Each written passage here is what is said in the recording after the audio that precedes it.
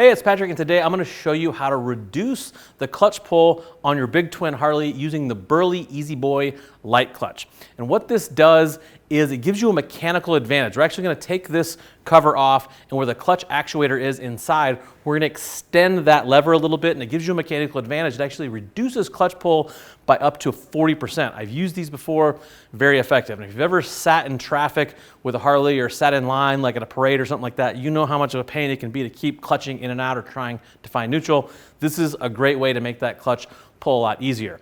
We can do this with simple hand tools. You can even do it on the garage floor. You don't even need a lift.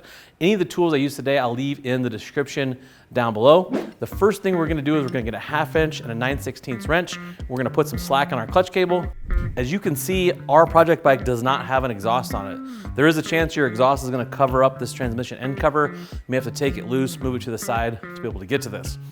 Also, I would take a 9/16 and break this clutch cable loose right now, because we're gonna end up having to loosen that up. It's a little easier to get it started now. Then we're gonna take our 3/16 Allen and pull this loose so we can pull our transmission end cover off. You may lose a little bit of fluid out of here, so it's nice to have a drain pan.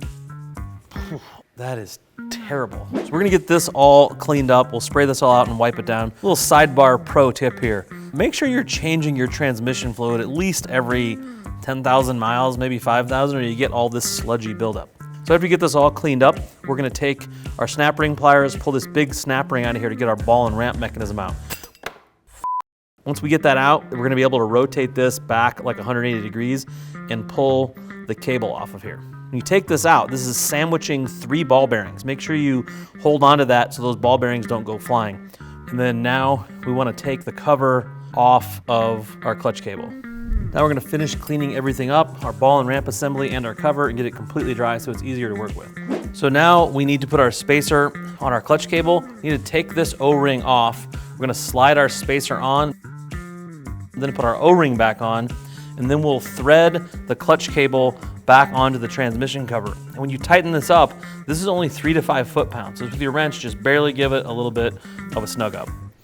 So now we're gonna install our arm onto our ball and ramp assembly. It goes just like this right here. And this is where we get the mechanical advantage from.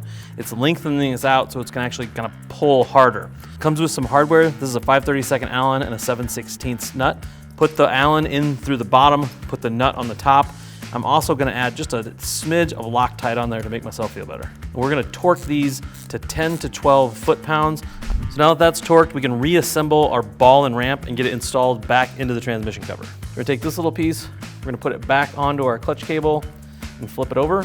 Now we'll reassemble our ball and ramp with our ball bearings. So we're gonna take our base plate, we're gonna drop it in there, putting that tab into that slot.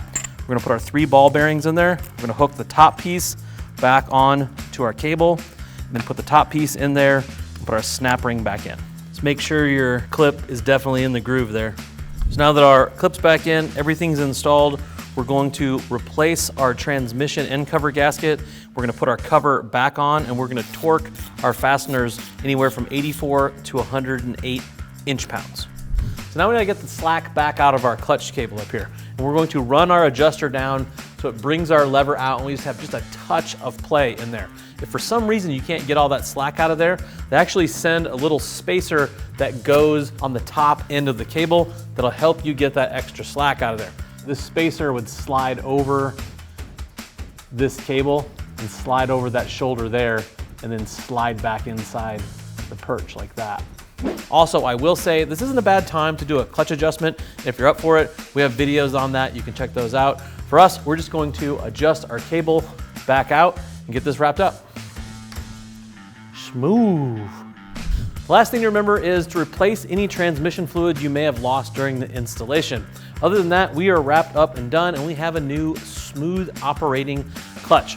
Overall, this is a pretty simple installation, just a few hand tools, but it is a little bit on the time-consuming side. So I'd give yourself about 2 hours to complete this. You're doing it at home in your garage. Looking for more information on the products we used in this video, go ahead and click that info tab on your desktop or mobile device. That'll take you to the product detail page where you can read other writers' reviews and more specs about the Burly Easyboy. Still looking for more information? Feel free to reach out to our customer service team. They would love to talk to you about what works best for you, your motorcycle, and your budget.